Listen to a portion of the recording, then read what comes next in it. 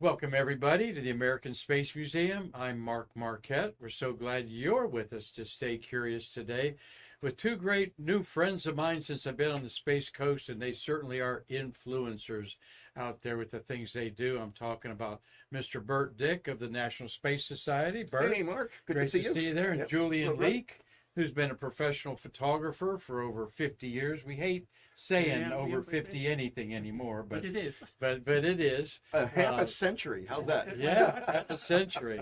Oh. And we got the gray hair to prove it. So we're going to have a great time. These two friends have never met each other, but like I said, they both influence a lot on the Space Coast in many ways. Julian particularly is a shutterbug that's on Facebook page of chasing fire trucks and rockets all the time on there. News story. And he's got an interesting perspective on Apollo 11 that you're going to enjoy from his own photography when he was in his teenage years. And Burt, as the as the director of membership for the National Space Society, and Ad Astra magazine that Rod Pyle edits so ably, now a quarterly on there. You have your own little twist about the engineering side. That is correct. That's what I'll be there, talking about because today. you were an engineer. Which company were you an engineer for? I was an engineer for Northrop, now Northrop Grumman, of course, and Rockwell Space Transportation Systems Division during the shuttle era.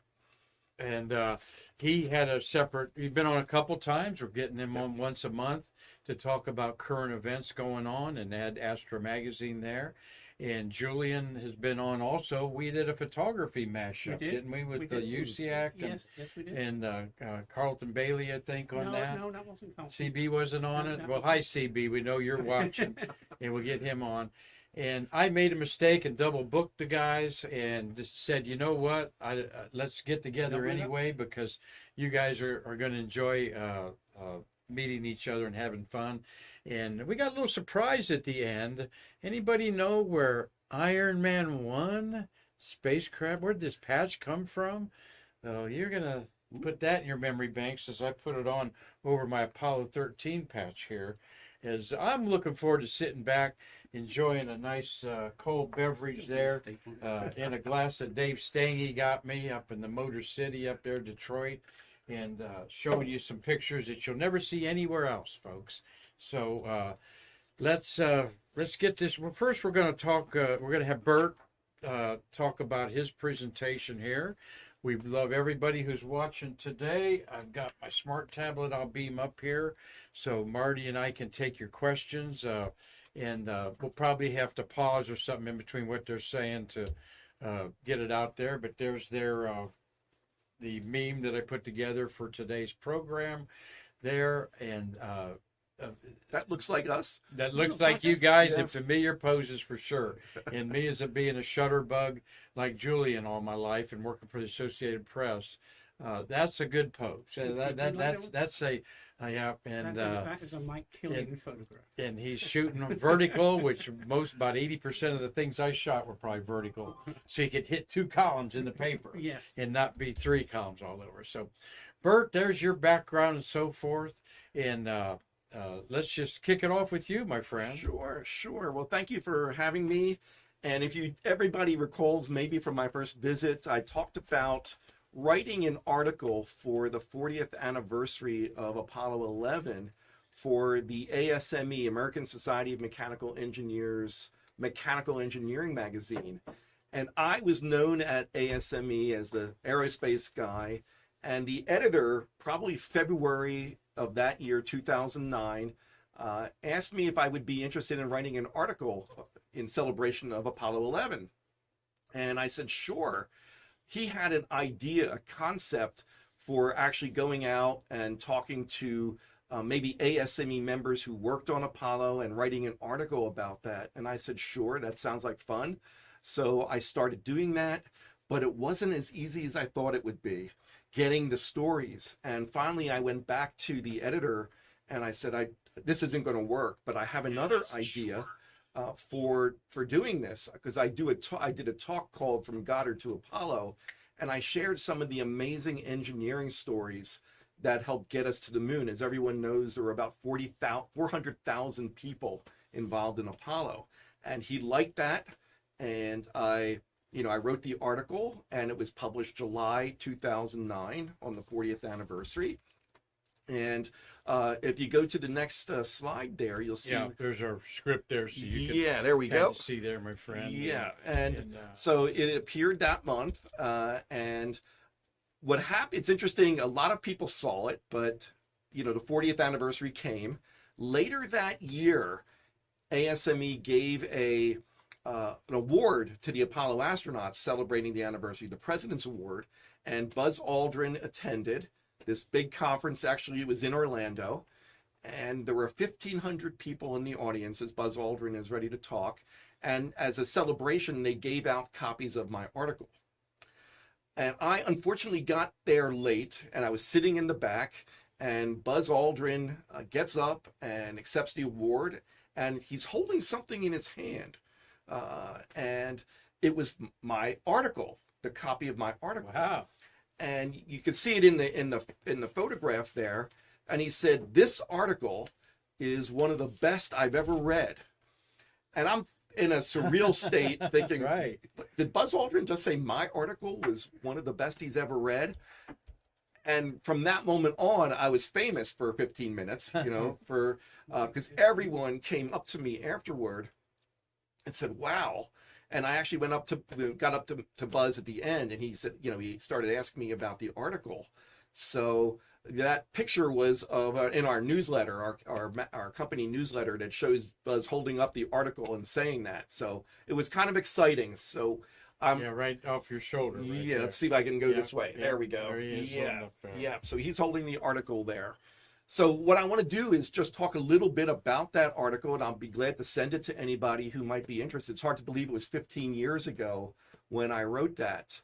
But I wanted to celebrate what engineers do, and that was the key to the article, because there were so many decisions, big and small, some risky, but they all worked together to get us to the moon back then. Great. Okay. Yeah, we're going to talk, and it is a great article, and I like what you pulled out of there. Just let me say hi to Mitchell Rothman. Mitchell from the NASA Manned Space Facebook page. Yep. He's a great guy. I didn't fool anybody about this. Everybody got marooned right away on there, including Doug Forrest in Los Angeles and Mark Usiak's all over it. Gene Hackman, lots of stars. Gregory Peck, James Franciscus, yes. Tom Celentano, good to see you watching today. You're going to enjoy this. And old CB, Carlton Bailey, says, who's covering Brevard's breaking news today? Greg Palone. With Julian in here. So Greg Palone. he's got Greg Palone covering on there, okay? And thunder's booming in Canaveral Groves there. So Okay. we have had the usual afternoon storms here. But thanks, everybody.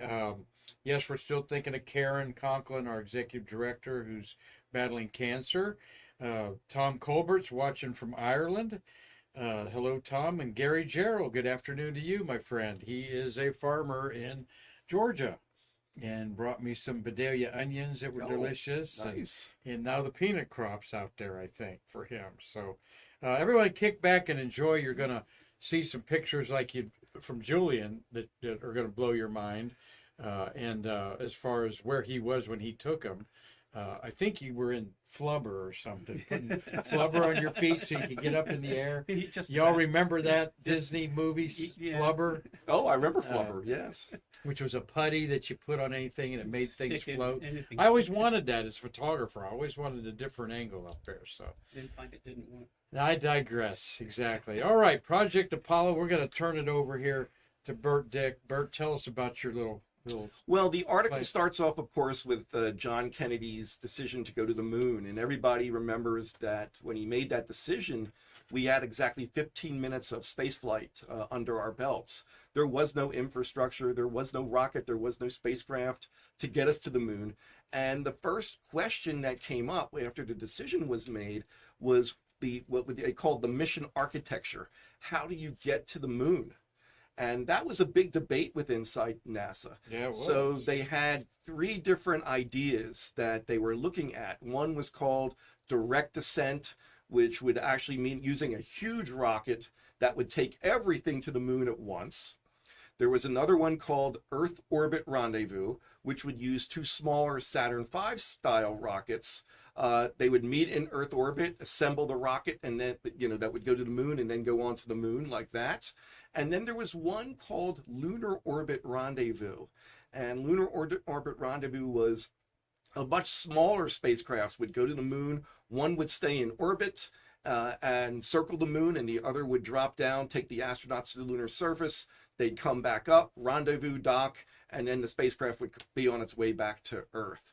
And within NASA, direct descent seemed way out there, of course, and Lunar Orbit Rendezvous seemed too technically risky. We don't even know how to orbit in Earth orbit. A rendezvous in Earth orbit. How do we do it in lunar orbit? So there were big debates. And if we go to the next slide there, you see on the far right there's what's called the Nova rocket. The concept for direct descent involves something called the Saturn Nova.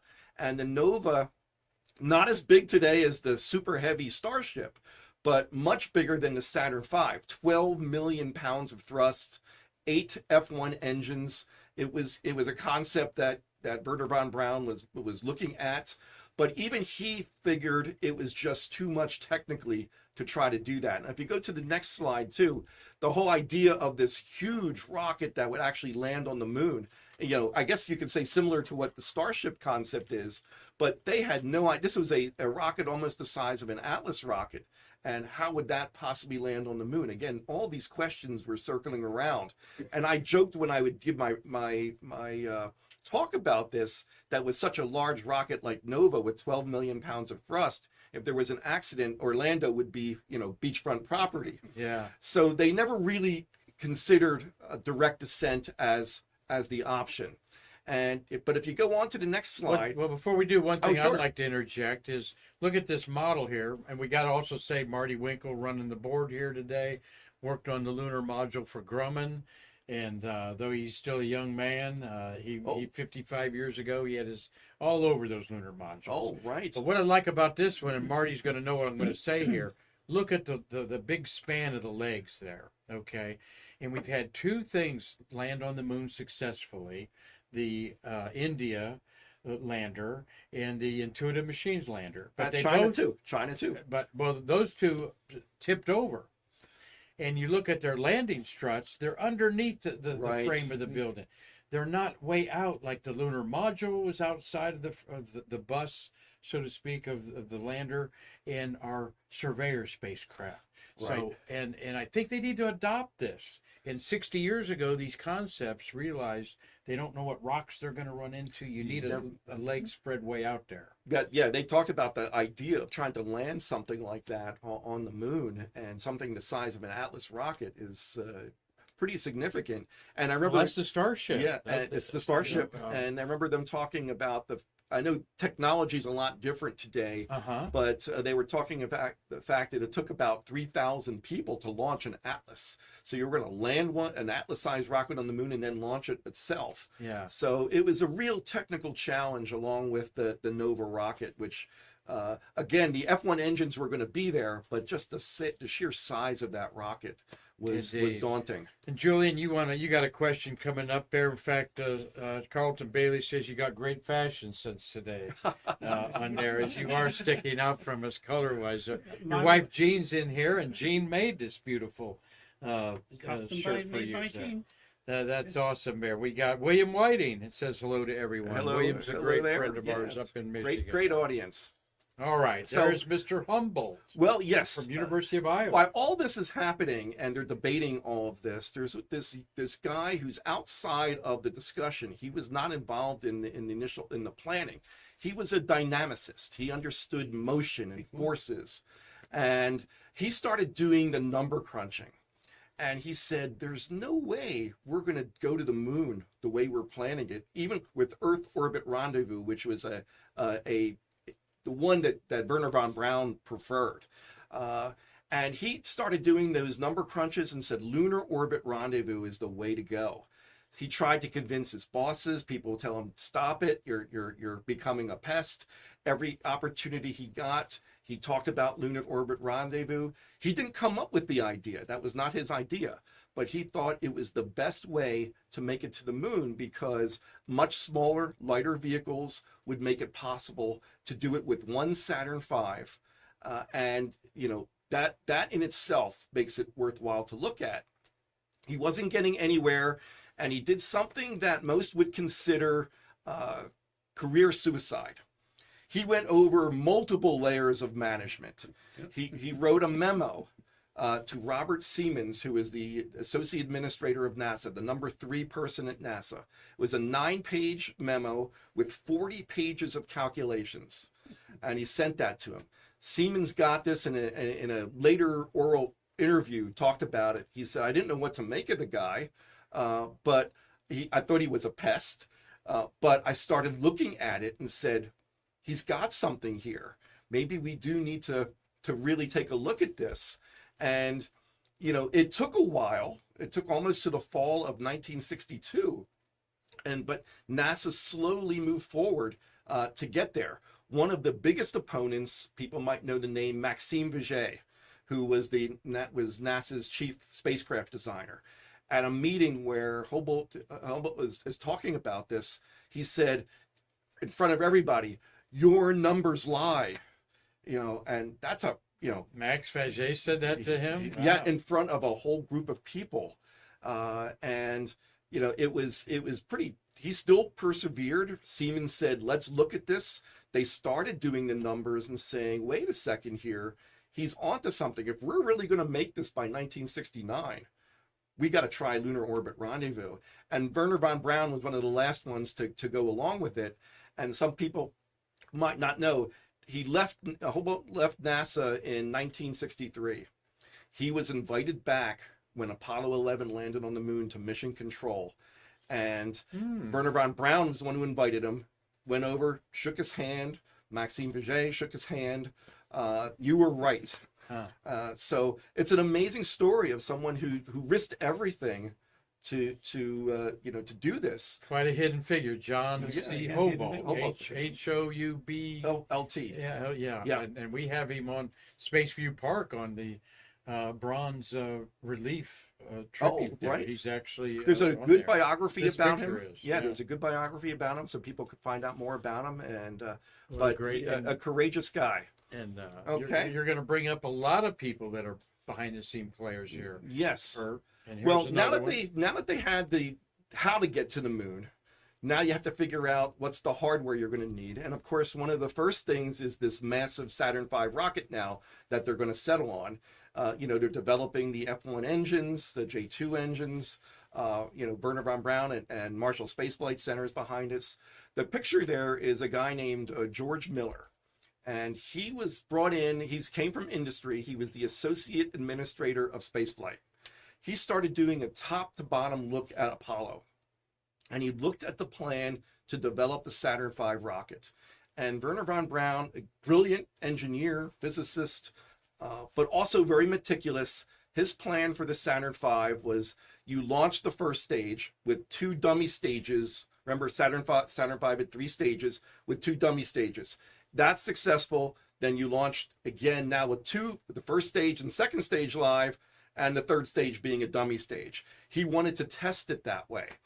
And Miller said, we will never get to the moon if we test it that way. It's going to take forever, not to mention all the additional cost involved. And he proposed something called the all-up method, the all-up testing method. And so you see the Saturn V there. And he'd come from industry, worked on several ballistic missiles, including the Minuteman. They used all-up testing very successfully. He said, we really should be testing everything live, including an Apollo spacecraft, because you want to see how all the systems work together. And it took a lot of convincing for von Braun, but you said, hey, we're going to do it that way. And, it's so... That's what they did. And we'll talk a little bit more about one of the issues they ran into as they were testing Apollo, but all-up testing worked. Mm-hmm. And that's helped us get to the moon. Yes. Thanks to Miller there. By the way, it's M-U-E-L-L-E-R. It's spelled differently, yes. How Miller is and there. He's also known for, he was also behind the Apollo applications, which became Skylab. And of course, he's the father of the space shuttle. He's Yeah, the he one who- really is. He's, Yes. a little, Yes. but he got the money, dressed in a suit all the time Yep. up in Washington. Dave Stengy was wanting to know why John Hobart left in '63. I think it was just, he just felt like, I remember reading his biography, that he had better opportunities outside in industry. He felt he could go further that way, and he wasn't pushed out or anything like that. Right. Yes. Good. Thank you, Dave. Yeah. For watching there. So there's. And then there's George Miller in the middle, and of course you see Werner von Braun to his right, or in a picture to the left side there. So they're in the firing room watching a Saturn V go up. So it was a great approach, and I think Miller even said later, this was a risky thing. If it had failed, we wouldn't have made it to the moon, and my whole reputation would have been gone. Right. But he understood what it took to build and test rockets. Okay, so this one is a picture of Tom Kelly, and we talked about the Saturn V. So now you have the lunar module, and the lunar module designed to fly outside the Earth's atmosphere, a true spacecraft. And so it had to balance a lot of things when it was, getting the astronauts to the moon, being a habitat for them to live on, and then fly them back to the command module in order to come back home. But they ran into many, many problems with weight. We know weight is critical. And one of the biggest issues was the windows. The windows were very large on the lunar module. And that reason for that was because the astronauts would be in their seats, and the astronauts needed to have a good field of view if they're going to be able to look out the window and land this spacecraft on the moon. So there were many, many debates. And finally, I think one of the next slides I have shows like an older concept of the lunar module. Before we leave from Tom Kelly there, he was what position? He worked for Well, Grumman? he was. I'm sorry. He worked for Grumman. He was the director. Long Island. Yeah, he was the Grumman, which is now Northrop Grumman in Bethpage. Yeah. And he was the director of the lunar module program, the manager of the lunar module. Marty program. worked for Grumman, and he stayed up at Bethpage in Long Island, didn't he, Marty? Yeah. And Yes. Skurla was the leader down here on the Cape there. But did you ever see Tom Kelly, Marty? Any kicked any tires around you? No, I saw him, but just in passing. Oh, okay. All right. Okay. Very good. So you see in this next image there, you see an earlier concept of the lunar module. Which we have that Yes, in our and Apollo you can gallery. see how large the windows are, Mhm. and they're sitting around talking about the weight issue. How can we reduce the size of the windows? Several of the engineers, I believe being Bill Rathke, made a comment about, what if we took the seats out and they stood? And Tom Kelly called it a paradigm shifting question. So yeah, what if we do take the seats out? The astronauts could stand, they could be much closer to the window, reducing the size of the window, so they still have a great field of view. They take the seats out, that reduces weight as well, and it also gives the astronauts inside a lot more usable space. I think one of the next slides has a picture there. Some of you might remember the great HBO show called From the Earth to the Moon that Tom Hanks produced. Mm-hmm. And there is an episode called Spider, where they talk about the creation of the lunar module, the development of the lunar module. And it's one of the best episodes ever about engineers. I watched it over and over. Mm-hmm. And here, they're trying to demonstrate to the actor playing Tom Kelly, by seeing the astronaut standing there looking out the window, you get a great field of view. You don't have to be sitting down. And they said, well, in the 1/6 gravity of the moon, there's not a lot of force, and legs are a great shock absorber. So they actually went to NASA, and it took a little convincing, but NASA said, you're right, let's do that. So they cut weight, and they gave more usable space to the astronauts. And that's what led to the kind of the shape of the LEM that we know of now, with those triangular shaped windows. So again, it's just one of those another great story of people coming up with an idea in order to help get us to the moon, and just fascinating. Neil 1030 agrees that episode was excellent episode. Excellent episode. A great thing to be watching. Hopefully you're watching Apollo 11 real time like I have on my computer here, as the guys are 170,000 miles away from the Earth 55 years ago. Yes. We're going to get Julian taking us back in time 55 years ago with his photos.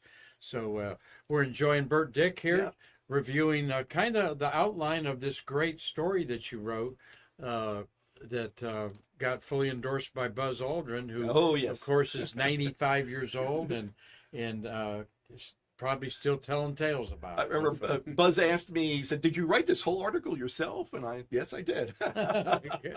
So there's the LEM, of course, as we know it today.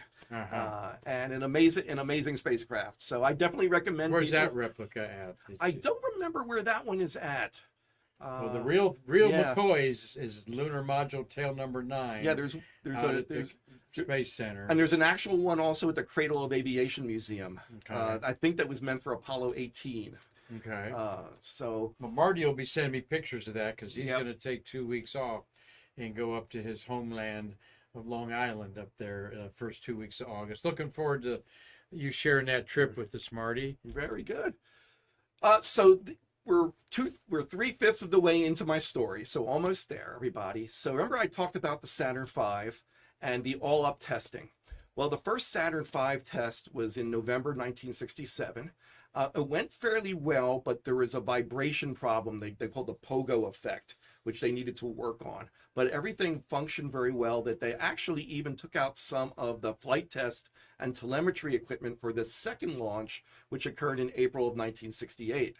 Well, the second launch didn't go very well. They still had some of that pogo issue, but on the second stage, which had 5 J2 engines, 2 of the engines failed. And on the third stage, of course, the S4B, the J2 engine there is supposed to reignite in orbit as they do translunar injection, and it didn't. So there was no safety flight issue here. They would have not gone to the moon if this had happened during an actual launch, and they didn't know why.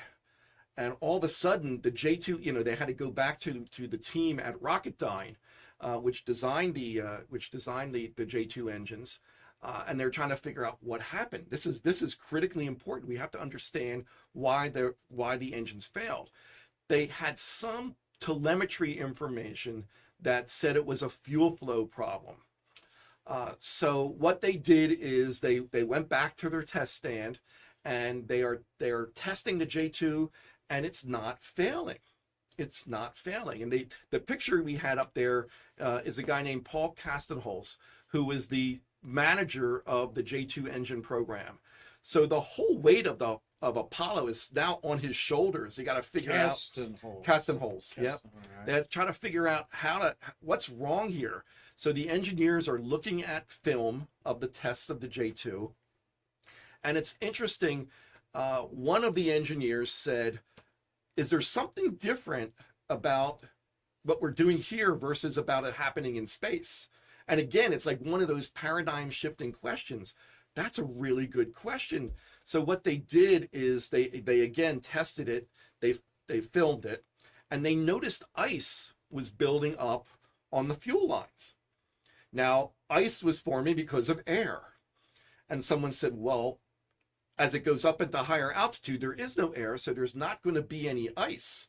So is the fuel line breaking because of the vibration? And so they used a kind of a vacuum chamber to test it.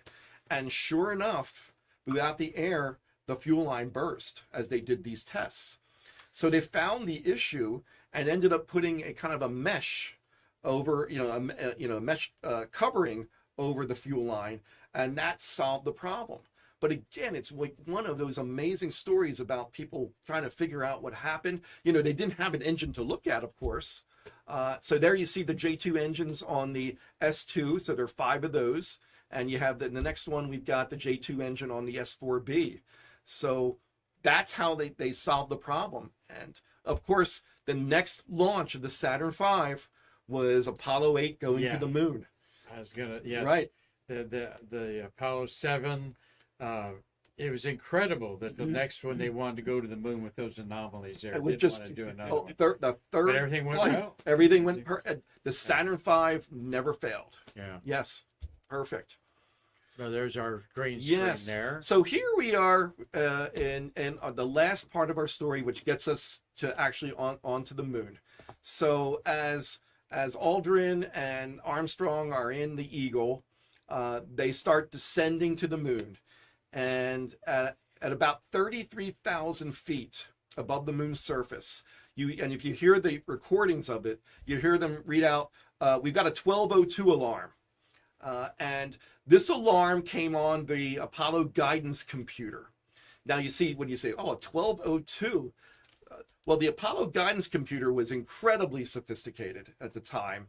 It actually also had an ability to prioritize function, which allowed it to cover all this, but it couldn't tell you what the problem was. It had a series of codes, numbered codes, which indicated what the problem was. So you see a 1202. The astronauts didn't know what a 1202 was. This is relayed back to the Capcom in Mission Control, and they're spreading the word here. What's a 1202? Nobody knew what a 1202 was, and it's happening several times. So there is a 26-year-old flight controller named Steve Bales, and That's the desktop computer. yeah, that's the Apollo guidance computer. So you can see they see it like a 1202 would show up there, but you have to interpret what the 1202 was. 64K kilobytes of memory, only 20 of it's RAM actually. So they could land the lunar module by itself. The development of the Apollo guidance There's computer Steve is a great story into itself, of course, with Margaret Hamilton, basically creating the whole whole MIT discipline. guys. Done at the Draper Lab at MIT. Yes. Don Eilis talks about that in a book called Sunburst and Luminary. It's an amazing story. Yeah, it is. So here is this 26-year-old flight controller named Steve Bales, and he had been through a lot of testing and a lot of simulations, and he knew what a 1202 was. He conferred with with Mission Control. You see everyone there out at the consoles, but there's also a back room where people are working and getting all data and relaying back to the flight controller in Mission Control. So there was another young controller named Jack Garman. They both knew what it was. The computer was being intermittently overloaded. And as long as it was intermittent, there was no problem. The computer can still function and guide the spacecraft down. So within 15 seconds, he had to give an answer, or they might have had to abort the landing. And he said, "We're go on that alarm." And that, that reassured the astronauts. So again, if you hear the recording, you hear them talk about a 1202, then a 1201, and it was a similar problem. And if people might not remember, the issue was there was an ascent module radar that was left on, and it was searching for the command module. There was a process where it didn't get turned off. So that was part of the issue that was overloading the computer. But as long as there were no issues, the computer could still function, go on the alarm. And of course, the very next image I have there is the next image is Jack Garman. So again, these two guys, got us on the moon in those tense moments. I remember being 10 years old and watching it. I remember hearing it, 1202 alarm, and everyone's calm. And there we are, at 4:20 p.m. Eastern time. Tranquility Base here. The Eagle has landed. You can relive that on Apollo Real Time Saturday afternoon. I'll have it on. And listen to it live again like I have for many years. It's very exciting. What's cool about that website, Julian, is they take the pictures, videos, whatever, that have been taken through history that are processed, and match them up with that moment. Yes. So you're watching, Good idea. you're going to see the pictures that that Buzz took of Neil at certain points come up, and the Right. visor shot, the Oh, will yes. come up, but you'll see Capcom film roll when they were talking about these issues and stuff like that. But so it's fun to relive. Absolutely. People do not realize the backstories to all these Oh, things. incredible. Is you've got the movies, you've got the television, but when you sit down and go through the history and people start writing of what's happened, that makes the difference. Where these are all backstories which people really do not know about. The people that did it. Yeah, the That's people what that that's what our museum loves to celebrate. Again, it's People that made it's it happen. the 400,000 people. Yeah. You Made know, it happen. Yes, two guys made it there. Well, we've got one one in guy orbit. in the room Yeah. here, one of the 400,000, Marty Winkel. Yeah. So of course, at that last image, of course, is of Armstrong making that one small step, and there we go. So again, that's what the article was about. Is about sharing these stories, and I did a similar article for the 50th anniversary, also, which talked about some different decisions and things that had to overcome. But to me, it's just an amazing story. These were amazing people who made these decisions, who figured out what the issues were, and came up with the right solution. And because of that, we're looking back 55 years today, this week, for an amazing accomplishment. So I appreciate letting me share that. No, thank you. No, Yep. I thought that was awesome. We've got everybody's Lot of enjoying it. interest. Yeah. Tom UCX chiming in. Nice to see Burt and Julian in the house today. And Tommy, good luck with he broke his foot. Oh, Tom. And so okay. he's in a boot, and I talked to him yesterday. He was my ride buddy to the Astronomy Club in Melbourne last night, and appreciate that. So heal up there, my friend, and tell your little brother to bring you some chicken soup and some magazines, right? Yeah. Well, bringing me some magazines to read. Those days are over. We got our Tablet- smart tablet tablets. to read there. Yeah, exactly. So, Can I- well, Marty, thank you for being here today. This is our 1090th episode Incredible. of Stay Curious in 4 years as I added them up, and it's a good one. Anyone that has any comment about for Burt there, but Burt, another plug for Ad Astra Okay. magazine and what NSS does. Tell us what National Space Society does and how we can join. Well, National Space Society is a space advocacy organization, and it traces its roots back to Werner von Braun, who started the National Space Institute in 1974, and Gerard O'Neill, who started the L5 Society in 1975. And we formed in 1987 as the two organizations merged. And we're committed to creating a spacefaring civilization. So that's what we do. We educate, we create awareness, we inspire the next generation. And of course, one of our publications, the Ad Astra magazine. And we're going to be doing next year in June, our big International Space Development Conference in Orlando. Yes. So, there. Yeah. so yeah, right there. Yep. So it's a great organization. I joined back in 1977 when I saw a flyer at a Star Trek convention. There you go. So Beat me up, yeah, Scotty. yeah, exactly, So, exactly. And, so- and actually, Nichelle Nichols was there, and she had just been hired by NASA to help recruit the first group of Who was shuttle- Uhuru. shuttle astronauts. So, So needless to say, you're Star Trek over Star Wars. I like them both. To me, they're two different genres. Politically correct there, They're Julie. two, Yeah, they're, just about. they're two different genres. One's science Yeah. fiction, one is space fantasy. Yeah. And How you about can- you, and you Julian? can like both. Star Trek or Star Wars? Oh, Star Trek. Star Trek? Yeah, younger generation. Yeah, I like Star Trek. I've just been binging Babylon 5, which is quite Yeah. interesting. The end of it's kind of gotten a little hokey, but we're all sci-fi guys here. Thank you very much, Burt. You're going to see Burt on. We'll do something in August with him Yes. there. We want to promote the NSS. We, of course, the museum will be all part of this It'll be a month after our Shuttle Fest. So Yeah. Oh, we are we'll expecting a have great participation from the museum. We're Yes. looking forward to things like that. Yes. Maybe we can take over Neil Armstrong's handprints or something like that. We had there for you. We'll go over there with On there, photographs. which I shared Neil's handprints in bronze at our Brevard Astronomical Society last night. It was just fun to see people want to take photographs Right. of their hands, and Neil's handprints is a major thing here at our museum. Well, we wanted to just, as we look back at the Apollo landing era, here's a photograph taken by the Lunar Reconnaissance Orbiter. There you see the descent stage, the Little West crater that Neil Armstrong, the furthest he walked away from the Eagle was over there. He tossed something in that crater.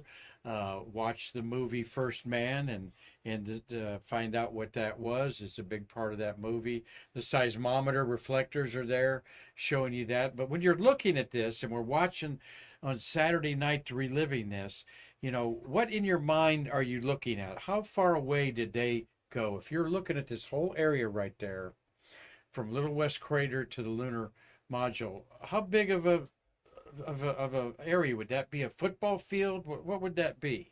And I already talked to you guys about it earlier. There's the map of the footprints that you can see from the Lunar Reconnaissance Orbiter. You can just get a hint of them there. That's what the dark area is, where Neil walked around and Buzz went over there and put the reflectors out and the seismometer.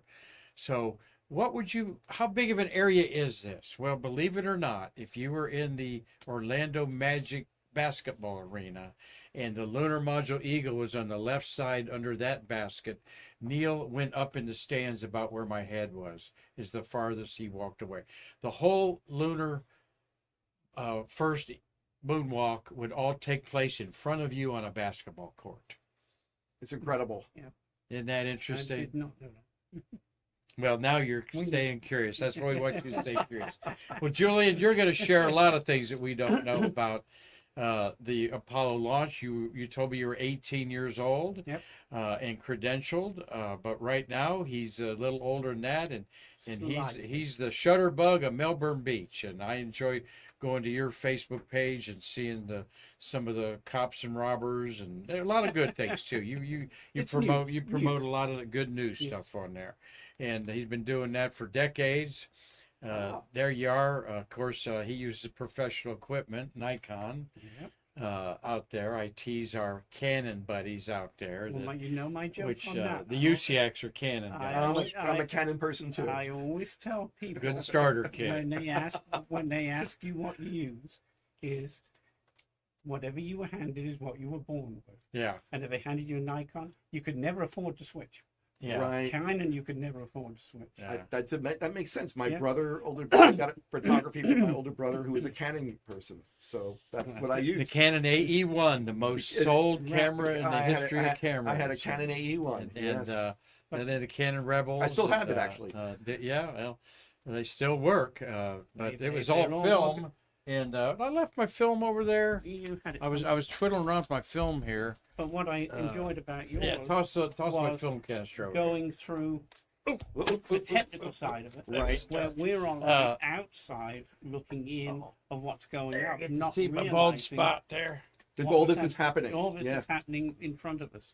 My close to Julian. Yeah, okay, gonna get you Mike close to you, Julian, there. And we've got Tom UCX says he's grateful to have photography featured in Ad Astra. They certainly were. Yes. Tom and Mark were featured. Editor Rod Pyle Yes. featured them. Cliff Watson from Pomona, Australia has chimed in. Down under. What's the brekkie like in Friday there? Eggs and bacon, my friend? He's sat right there in those chairs in April during the eclipse up there. This is film, folks, and I don't mean that as a joke, really.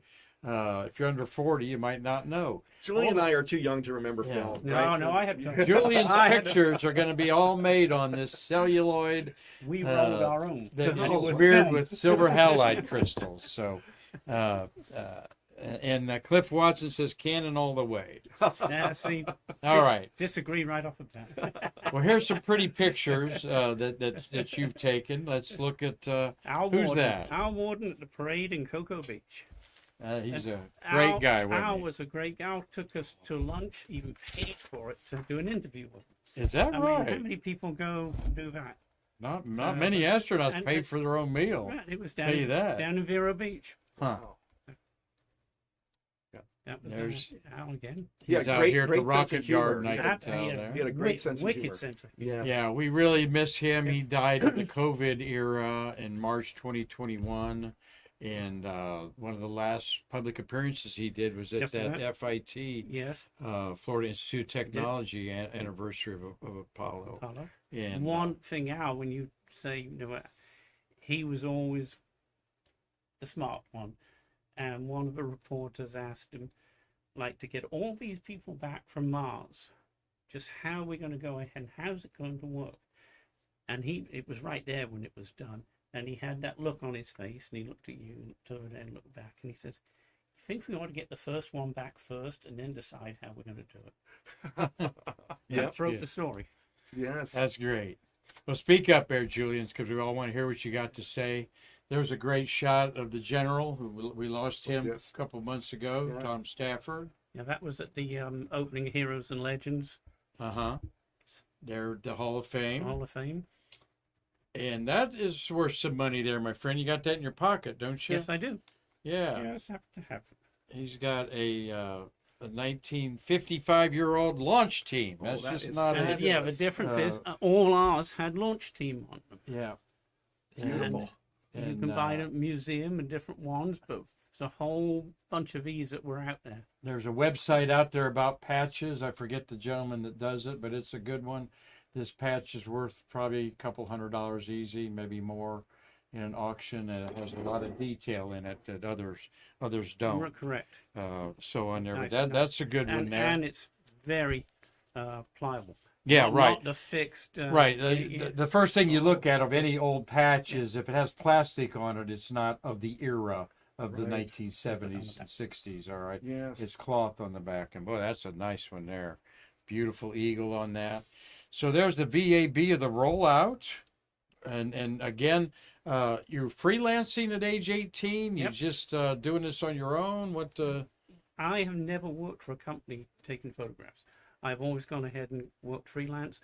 Different people get hold of me still today for photographs of the past. And I've always explained to NASA many times, but if I am employed by one person and I have a badge with NASA for that organization, I technically work for you. Right. If I sell a photograph to you, you come back and say, I've got you all these credentials, you're out there, why are you selling to him? If I work freelance, I can sell to you, and anybody else and get NASA a lot of credit. Yeah, that's Were you great. self, That was a were you beautiful shot self-taught there. as Yeah. as a photographer? Yeah.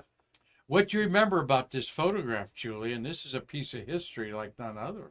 Well, we'd been in the VAB and around, but nobody had actually seen the one come out. I mean, I hadn't been there when it was coming out. And it really is a neck strainer. When you're there, it's like, Neck strainer. it's up there. It is. It's not just one of the, here it is, and we just roll this little thing out. And it is huge. The shuttle did not take that as much space. Mm-hmm. And that's another one of the, yes, if you see, there we go, on the wing of the aircraft. Yeah, is a German cross. That was Martin Caden's Ju-52, which we talked about earlier. Martin Caden, you're going to see some pictures of him. I've got the maroon patch on here that you just bequeathed me. Thank you so much about And that. This was And- at, go, sorry, man. Go. Yeah. That was at third Century America opening. Yes, right. The this is 1976 picture there with the bicentennial Right. on we the got VAB, permission. and you got the Quonset huts there. LUT. Saturn V's out there somewhere, Well, right? the LUT is sitting right to the VAB where the doors are open. Oh, look behind it. They're building one of the OPFs. Oh, yeah. The gray building there, just below your That's name, right. Leek there. Yep. That's one of the orbital processing facilities being built there. But we had That's good. the opening day had a big flyover of different aircraft Uh-huh. around the VAB. And And Martin Caden, of course, wrote the book Marooned and turned into a movie, and then $6 Million Man. Yeah. And Cyborg, I think. was the book. Cyborg. Cyborg. And Cyborg. Jim Lewis is doing a documentary. We had Jim on the show. And because of that, you and Jim hooked Yep, up we with hooked some up on stuff that on one. there. So there's another neck strainer Beautiful. there with your, but 50 millimeter lens or No, you're 50. 180 probably, or something. No, probably 50 on that. Uh-huh. Because we didn't have too many lenses, you know. Right. No, we didn't have any zoom lenses know, but either.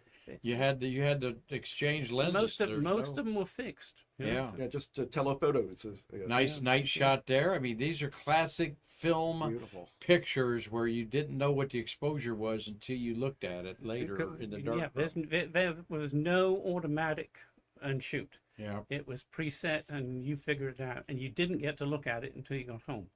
So And that was probably, you didn't do Apollo 8, did you? no, So this is your only time to look at this. Yeah. As a photographer, you're going, wow, I got 400 ISO film, and geez, should I do a 30th of a second at f5.6 or a 60th at 8? Or what you'd end up doing is set it up and go click, click, Bracket. turn it.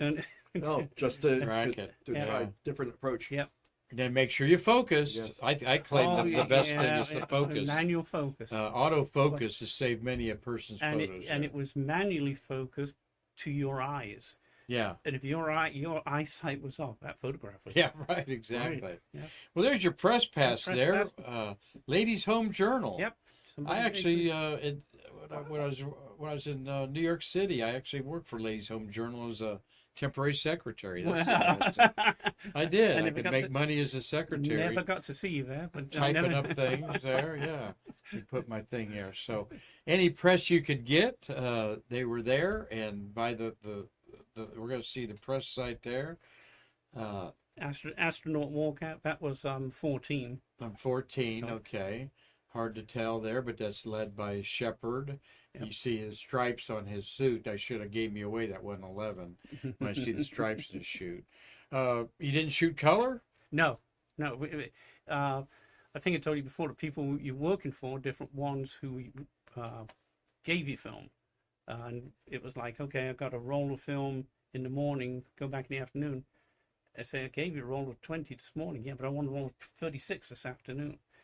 I know. It was like trading, you know. They could be chintzy with the film. And Oh, like I was well. showing you, only 12 exposures on this Yeah. this piece of celluloid. And so you just weren't shooting. You had to think through your shots, and that's why these shots of some Julian's people- are beautiful. nice Some one. people gave you the film, Yeah. you know, okay, we're going to supply the film, but now I also want it back. Oh, yeah. They want the You didn't end up. A lot of my negative stuff I did send out to different organizations because we didn't print everything. Right. And it depends on the time frame that you had to get stuff out there, where they would go ahead and take it, use it, and keep it. The agreements are, you've got it back. What do? How are you going to get it back when you sent them Right. the film? I got most of them back. Boy, this is a close. Yeah, when I worked for the Associated Press, sometimes I never saw my film. Right. It went from the Columbus Bureau to the New York Bureau. Right. I remember like doing somebody like Billy Graham preaching or something like that. They would send it to the home. I never even saw the film Well, until I saw the picture of Billy Graham in the Sunday Supplement right. or whatever. And then that you they were- might have got a photo credit on it, but more Right. than likely it would say No, back then. so and so, not you. Stringer, But when you STR, Stringer. when That's you've what I got was. the work for different people, even though you're freelance, we will buy your film, your expenses, and everything else. But you didn't get to keep everything. Tell us about looking up at this. Was it windy? Did you hear it creaking? Was there? No, this one was just when it was static. We weren't moving, and it was just mainly and what you said. Okay, that probably was a 55mm lens. Uh-huh. It would have been nice to have like Right. 28 today and got the fins Yes. in and everything, and I think that one was taken actually from the ground. That's an unusual angle there. Don't see that angle very often. And let's see, Love the close-ups of there's the- the base of that And one the too. engines there. Look at the hold down Yeah, the whole- situation on the So left. are you there. standing on the mobile launch That platform? one was on the mobile launch. Okay. We went different places, underneath it, on it, Right. over it. We had a lot of places to go and much more access than you do today. Now there's United let's see. States Air Force welcomes you to Cape Kennedy Air Air Force Station. Station, which it was for a while. And that's when the astronauts, one of the group actually came back, and I found that a couple of years ago, and one of the negatives sitting What's there. that elevation, Bert? Move your head there. See what the Oh, which way? elevate. Oh, 10 feet, 10 folks. feet. And that's the tower's up 10 feet in the air. Okay. No, That's- the ground's 10 feet. That's there. pretty low to the ground. Yeah. 10 feet is Yeah, I 10 love feet putting elevation. the elevation on my Garmin, you know. Oh, yeah. And when I go back to Tennessee to see my daughter, I love watching us climb up because Yes. like 2,400 feet or 1,700 feet up Right. there in the Blue Ridge Mountains. But, But like you when, said- when you see it, it's like 8 feet below or something like that. You're driving around Barrett Island. That is and- great. And 10 somebody feet. forgot to put the elevation from the sign to the ground and the ground to the sign. Well, what's that, Julian? That is the old press center, the bleachers. Oh, it had bleachers like Yeah, that. we had huh? bleachers, and that was taken out with one of the hurricanes later, Ooh. and finally never rebuilt. But everything up there on all those rows, everybody had a telephone, Oh, really? hardwired. You had to call whoever was the carrier in those days, and they had to send technicians out because you had to pay as your organization for a telephone at spot Right. X, spot Y, and the television cameras all sorted out all over the place. So where They was did- that in relation to the VAB? Where That's across. It's at It's the a- press site now. is that the same where the press Yeah, site is now? Right where the press Okay. site is now, in the right-hand corner. That building still exists. Oh, yes, I recognize it. That has been designated as a historical monument because on the side of it, it says on this site on this day, I think 3,800 press assembled on this site. Is that how many people were there? Take it- 3,800. Almost 4,000 press there. And, And where's you know- the other badge there you have there? I see some people wearing that. This is quite cherishable. We sell them a lot. That is the famous pass that the VIPs had at the Space Center there. And you've got the back there, and you have it signed there by, you told me Ralph Ralph Abernathy? Abernathy and O.J. Oh, Wells. yeah. And Civil Ralph Rights Abernathy, yes. Movement And there. O.J. yes. Wells. Because Abernathy flew into Tycho, And who Wells?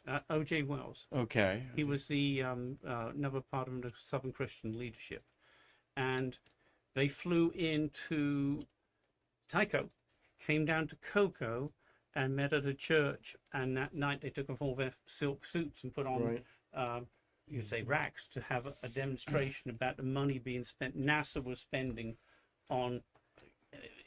They weren't really against space, but they were against the amount of money being No, spent. I remember he met with Tom Paine. He did. the Yeah. NASA He administrator at the did. He time. did, and I Yeah. think there's a photo, not Yeah. Payne mine, bust him but- in. Yeah. photographed Yes. by the gate, I I believe. think Payne Yep. diffused the protesters by bringing Correct. some buses there and saying, "Well, why don't we just let Yep. y'all come in and watch the launch?" And Yeah. No, I know he was very impressed. This is an impressive thing, but you're right. It was how money is how being the money spent. was being spent. Yes, Mhm. yes. If they knew how much was being spent today, we'd have a problem. Yeah, but what great history there. A bunch of people that aren't alive anymore for sure. You probably got you some Time photographers, Newsweek, Oh, famous people, I think Associated Press. everyone was at that. and there. Was it that with 3,800 people there? Was it a scramble to get a spot that you could get a? Oh, you would go out and mark your spot with your Okay. tripod. This is mine. You might. Okay. And Everyone respected that. most of the time, people respect it. If one fell over, the problem was it probably took out another one. I mean, Yeah. it was Not many remotes in those days, there were right? no remotes. No remotes at all, huh? Not in my. Was the technology even there for remote? Did they have ground? I'm sure. sensing? I'm sure some geek had something Yeah. going, but we never had remotes. Right. So you were lucky to have a 300 millimeter fixed lens. Yeah. That would cost a lot of money Yes. back in the day. Yep. No zoom lenses Just there. blow it up, you know. There. What a gorgeous shot that is, Julian. It takes really. out there at That is beautiful. Yeah. sunset behind the rocket Yes. on the pad road, and that's where that one was taken. That's where we do set remotes up. And the same again across nice the reflection. waterway. He Yep. says, I got 2 frames left on my roll of film here. I think I'll do a reflection shot there. You know? I ended up. But what beautiful side light there. Tommy Usiak's looking at that white light on the rocket. You got the sun coming from the right. That's just perfect. And we ended up rolling our own film. by 100-foot roll and Oh, then, yeah. then put it into the cassette. Yeah, And I can get 42 pictures out of a 36 roll yeah. until 42 out of- until it snaps. You would buy 100-foot rolls Yep. of film, and then you could roll them in your Roll 'em own in, cassette yeah. the way you wanted to. Interesting. And it had a little uh, little indentation so you could cut the tail Right. off. yeah, in there. So, and there's the launch. And I told him when I saw this previewed at our pre-production meeting, the light on that is just gorgeous. 9:32 in the morning. That's one of the best shots I've seen. Really You beautiful. gotta remember, it's film again. Wasn't even slides. Right. So, Didn't even switch to slides until. So what do you remember about that? We heard people talking. Marty talks about how it just never seemed like it was going to get off the pad. It was just so slow. slow. When ignition, movies, there goes the rocket. No, it sat there, and then when it did go, it's like, come on, and then the cheers started to go, and when it cleared the tower, like about right there, that's when you could really feel the start of the noise, and you could. I have some photographs out there where you can see the shock wave coming across the waterway. Not in this one, Huh. but it's one heck of an experience. What was the Saturn V launch compared to a shuttle launch? Nothing. Yeah, there's no Nothing. comparison. There's Yeah. no. Not that I've been to now. The new SpaceX one, maybe, Yeah. but this one, it was the best I've ever seen. You've seen these rocket launches out here. What do you think about SpaceX wanting to launch that, the whole Starship and the big booster? We've here? got to launch something big to get to what we're trying to do. Well, you can't get- they're thinking well, they don't have room for it out there. Out And where, that if it blew up, it would do Well, some real damage. correct. That is what has been on hold. Why things haven't been manoeuvring. I've heard talk about moving the rocket from 39A, because that's where it would launch from, but it would also take out this tower if something happened. Well, that's also an astral monument, is to go ahead and move it to another part of the Cape. That's all been talked about. Yeah, Or is being north talked- into the Playa Linda area. yeah, there, too. or yes, some Yeah. way out of the way, because You need one a- of these is something Yeah. you're No. not going to go everything 100% all the time. Well, I know the Saturn V, when they built 39A and 39B, it was based on ensuring there was Enough blast, enough blast space, right? and don't forget C. Yes. They were Yeah. going to build C out there, and that would shut down Playa Linda Beach. Well, we got some great new photographs to also show you. Julian's here. We've had Burt Dicht and Julian Leek on here talking about 55 years ago and the launch here of Apollo 11 going to the moon. You can watch it right now on Apollo 11 real time. But this was something that very few people have this perspective, Julian. There were no drones back then. No, What are you no. doing here? I was up on the level where the crane was above, as you can see, the launch escape system. Wow. Now, one thing I can say, I've been to the top of the Saturn V, I've been to the base of the Saturn V, and I've been in the rubber room under the Saturn V. You've been in the rubber Been in the room, rubber room. and We- you're on top of Yeah. the launch platform, the You're right. tower, mobile structure for Apollo. and there's a, Which one's this you there's a, wrote? there's a crane on top of there, which is obviously not in the picture. But if you look by photographs, you can see this is attached to it. Look at the VAB way in the background. And- Which Apollo was That this? was, I believe, 16. Okay. 16. And you see the guide wire going up Uh-huh. to it. And in the back is the VAB, and there's also another LUT sitting there to the left, where they used to park the crawlers. Launch Umbilical Tower Yeah. there. I learned that acronym Amazing. from Marty. You learned that? Love- Okay, yeah, that, I sure that did. was a good one. Yeah. And there you had it That- framed that- beautifully in that's your a- home wow. there. Now you got to remember that is a 35 millimeter negative, Yeah. Right. so that's What a classic shot there. What a classic shot. now if you look at that, where the crane is on top, that's where we were. You see, Way the, at the- you yeah. see the Yes. little tiny spire, The blackish right? on We're top. in that area, Oh my God. and Was it moving, swaying? like I Was say, it, moving out there, it is doing this, and then a little bit of this thrown in, Oh. just to keep it balanced. How many other people were with you? 3. 3 of you, huh? Was it an elevator all the way to the top, or did you have to take some stairs? No, it a little bit of climbing. A little bit of climbing, yeah. Okay. My toes would have been dug into the whatever I was standing on, big time. Well, there's the last beautiful Saturn that was launched from Apollo to the moon. Of course, Skylab was the last one launched, but that's 17, right? Right. A twilight shot there with some of those illuminated by the neon lights there, and That's 17. So, yep. Yep, Very Apollo- good Apollo shot. 17. like I said, I love the reflection coming off up at the on the SR the third stage up there, Yep. just above the slaw where the lander is And like you inside say, it. these were all, like you write down the exposure and go home and hope it's right. You don't go back again and at the next rocket. So Exactly. I know. I remember, taking pictures with my Canon E1, which we talked about. And I would go to air shows and you took pictures. You didn't know if anything came out until you got them developed. Yeah, exactly. And you take them to Yeah, Tom it- UCX lab or Yep. Ritz camera in the day, whatever. camera. actually, yes. one of the Apollo ones, it's the color one. I don't think we have it in this series. Tom did go ahead and do it for me. Oh, did he? It was a slide, and they couldn't do it here anyway. And Tom said, "Send it up to me. I'll do it." And Yeah, he Tom figured UCX it. had a professional photo lab for decades up there in Lancaster, Pennsylvania. Yep. That's all the Apollo we're going to talk about, but we want to throw in some Julian's other pictures there. And again, where were you? On top of the VAB. Okay. I mean, Oh, wow. that couldn't be And A- what's better- what's going a up to the better, pad a there? better Is plate, that- the shuttle boilerplate rollout. so And- that's Endeavor, the Right, the- boilerplate, as you so to speak, for a fit check, huh? right. In the white tank, of course, STS 1 and 2 had white tanks. STS 1 has a red Ring. or a ring around the Right. top, a black ring, and 2 doesn't. So, well, you did, of course, more than just space stuff. This is your baby boomers.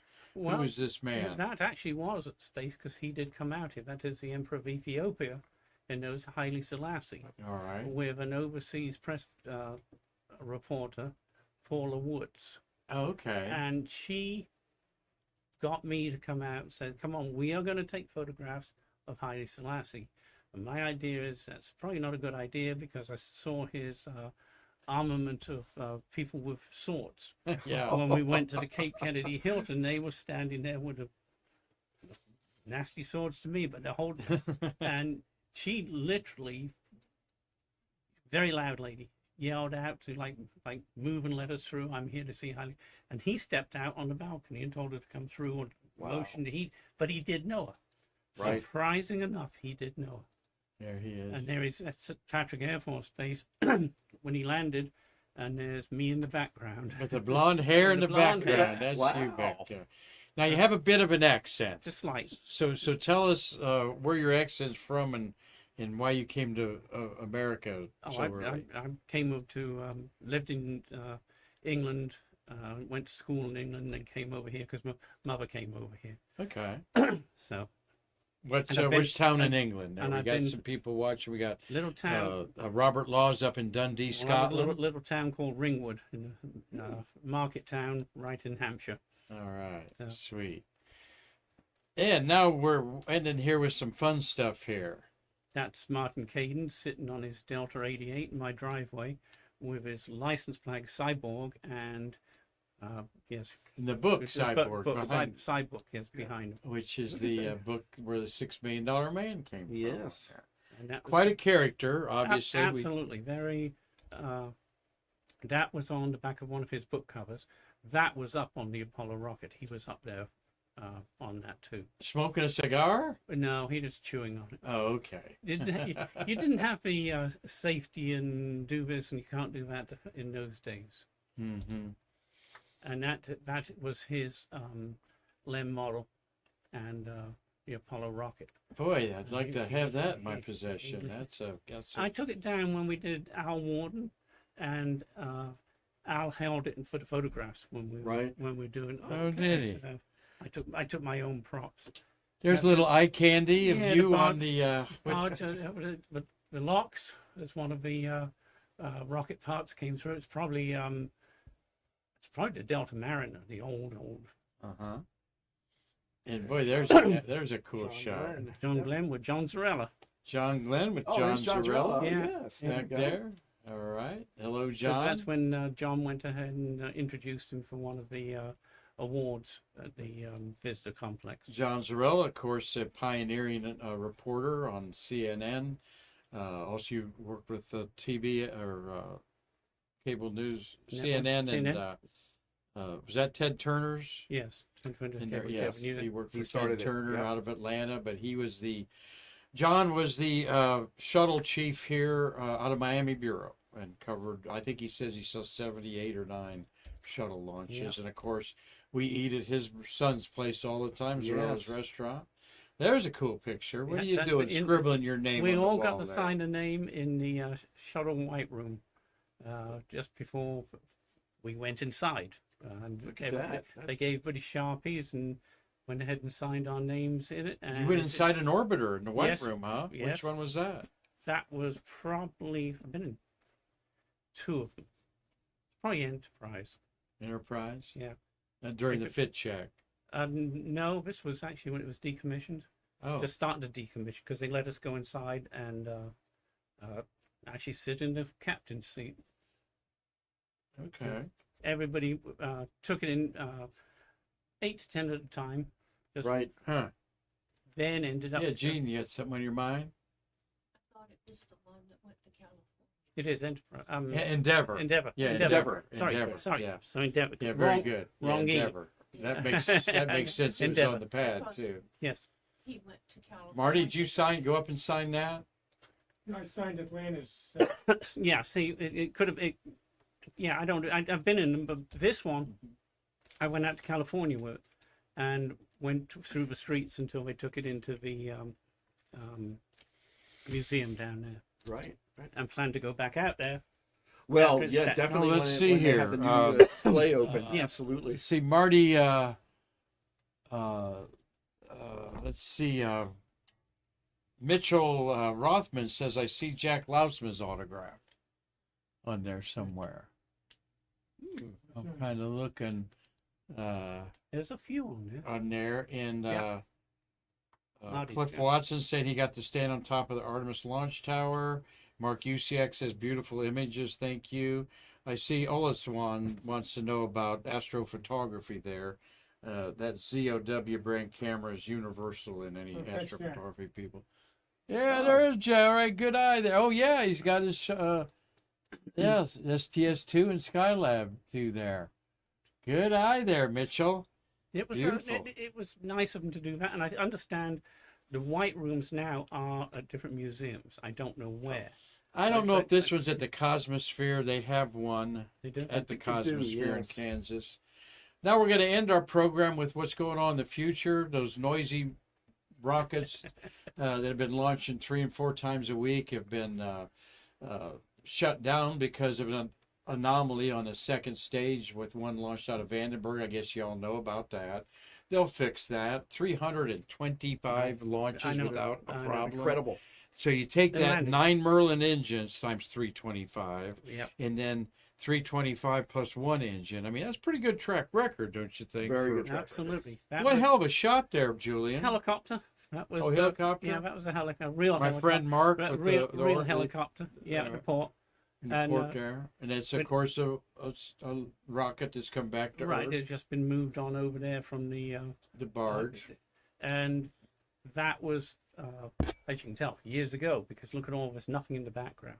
And interesting thing, the cranes are coming down. They are not staying. That's all. So gonna those get rid of. big loading dock cranes Right, that they're have not been container used for crane, years. container crane. One doesn't work, I understand, and the other's coming So down. they're scrapping that iron Now- out there.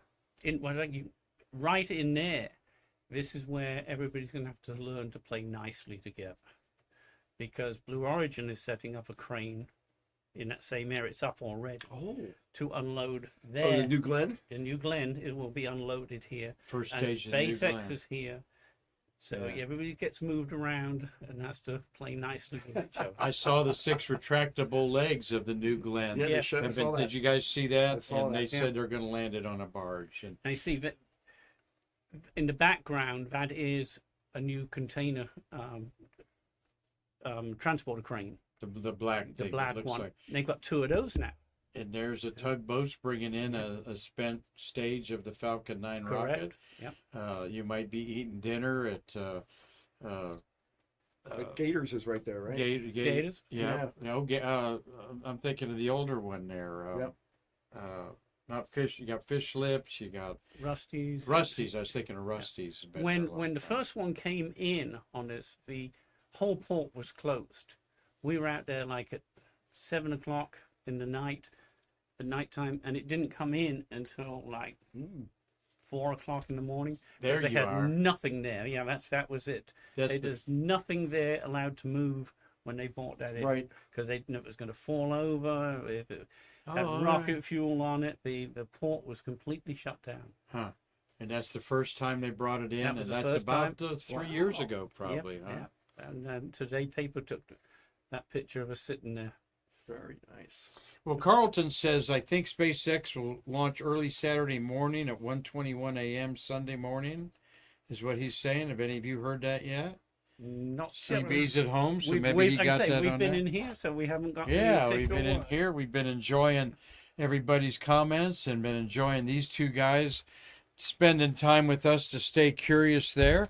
Excellent, guys. I really enjoyed that. That was fun looking at Yes.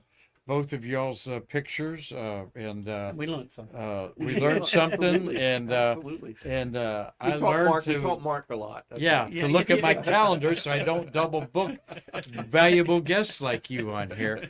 But no, when I realized I did that, I thought, that'd be great it's just part of the fellowship that we enjoy here at the American Space Museum of we didn't know Yeah. anybody that was commenting today, or YouTube people, when I arrived here 7 years ago, and it's just a great thing. Hand me that there. It's just a great Oh, there we go.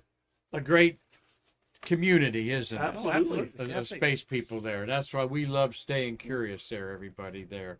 But what a community, and I'm of space people, and I'm so privileged to be part of it, Well, and have guys like you and girls out there as friends together promoting the history of space, and we've learned the history, and with that we go forward into the future, right, guys? correct. And what you need is one of these multi-million-dollar corporations around here to build you a nice new building to have a big museum. We do need that, and you'll work on that for us, Yeah, right? Out there, we'll give you a Donation. percentage of Big whatever donation. you bring in there.